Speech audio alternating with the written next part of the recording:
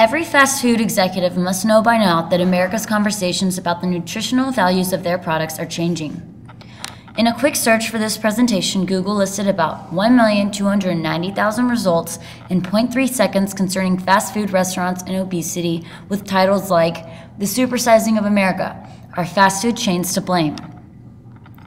Obesity reports from the U.S. government, state governments, university studies, activist groups, and national news programs are telling us that there is a problem. Exposés such as Supersize Me and Fast Food Nation have many of us rethinking our drive-thru choices. The Centers for Disease Control estimate that 23%, roughly 1 in 4 American children, are overweight. A new book is out that, among other things, blames much of the increase in child obesity on the fast food industry. Obesity has become an epidemic among children, says Mary Savoy, a research dietitian at Yale University's pediatric clinic.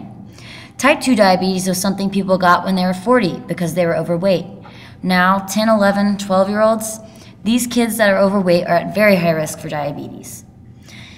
Eating frequent fast food meals causes teens and young adults to gain more weight and face an increased risk of developing insulin resistance, according to the results of a study funded by the National Heart, Lung, and Blood Institute and published in the January 1, 2005 issue of The Lancet.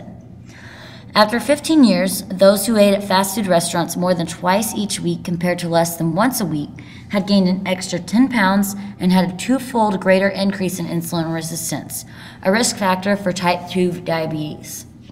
Diabetes is therefore a major risk factor for heart disease. Fast food consumption has increased in the United States over the past 3 decades. It's extremely difficult to eat in a healthy way at a fast food restaurant.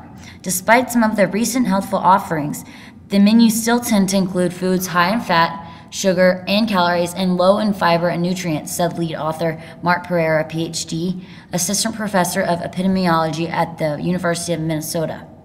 People need to evaluate how often they eat meals at fast food restaurants and think about cutting back, according to Pereira.